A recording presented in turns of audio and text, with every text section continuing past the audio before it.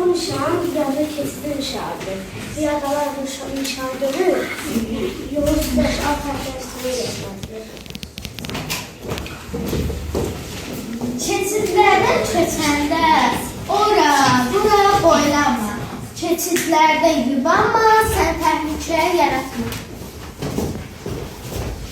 Bu nişan ətraf ərazidə məktəbin olduğunu bildirir. Qaçma, qaçma, dəcəl oğlan, yolu keçmə, dayan, boylan. Əgər yoxdursa bir təhlükə, onda yola davam edər. Aferin, ağlı bağlı.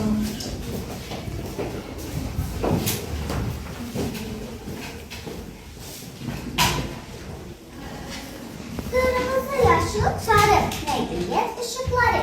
Yanmasın ışıklar, yollar zaman karşı.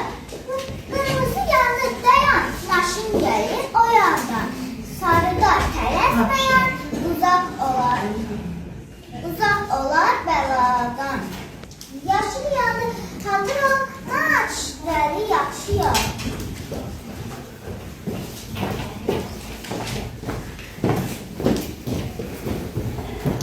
Əgər bir yolda belə bir nişanı görsəniz, bilin ki, yolda hərəkət eləmək qadağandır.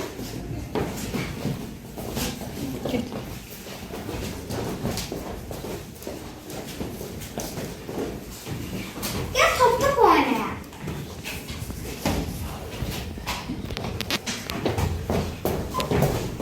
Qaçın, uşaqlar, yolda top oynamaq olmaz.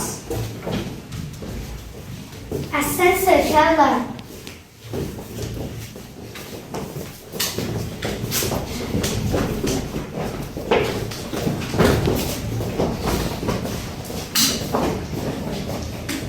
Dayan, dayan, bana bura giriş qadağandır. Bu nişanın mənası bura giriş qadağandır deməkdir. Hayır, indi bildim.